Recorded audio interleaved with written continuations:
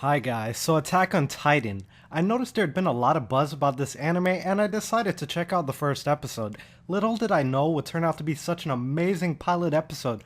My jaw was left wide open at the end of this. They did an amazing job. Now for a quick synopsis. Basically, giants have overtaken the world and humanity now hides from them in a town which is behind a circular wall that is 50 meters high, which has kept the giants known as Titans out for 100 years. Now one day there's a huge giant which has broken open the wall and the Titans are just pouring in and eating people. I have to say, the animation was just beautiful and the story seems brilliant. Not only that, the music, the way they were able to capture fear and despair only made it even better. If they can keep this up for the entire series, then there's no doubt that this will be among the top best animes. With that, let's jump right into this. The episode started off pretty big by shadowing what was in store for the village, followed by the battle with the Survey Corps. This immediately grabbed my interest and had me wondering, what exactly is going on here? Later on when we meet the main character Eden, he seems like an interesting kid, but unlike most kids, he's thinking about the problems in the future and they won't be safe forever. Again with the shadowing. I've used the term shadowing a few times in place of foreshadowing, which basically means hinting at what will happen later on. Thought I would clear that up just in case there was any confusion. He also seems a little reckless, but this is balanced out by his sister. Eden's sister is Mikasa. She seems to be the rational one between the two of them, and she also seems to have a knack for getting Eren out of trouble. Now, moving forward a little to the whole Survey Corps scene, well, it was a bit shocking here. Not only did we see a mother's grief over losing her child, but we were just shocked, and I mean shocked, by their leader saying all their work has been useless. People have been injured and lost their lives for this, only for them to have failed at achieving anything. Kinda makes their deaths meaningless. Now in the next few scenes where we meet Eden's parents, we learn a little more about Eden and that he just wants to do some good for mankind and join Survey Corps. I'm not sure how much help that will be though, especially with that last scene. Also, I'm a little curious here about the key Eden's father had. It seemed pretty important and may come back to play a big role in the following episodes. After this, we have a little comedy as Eden rushes to save his friend. This was by them being afraid of Mikasa.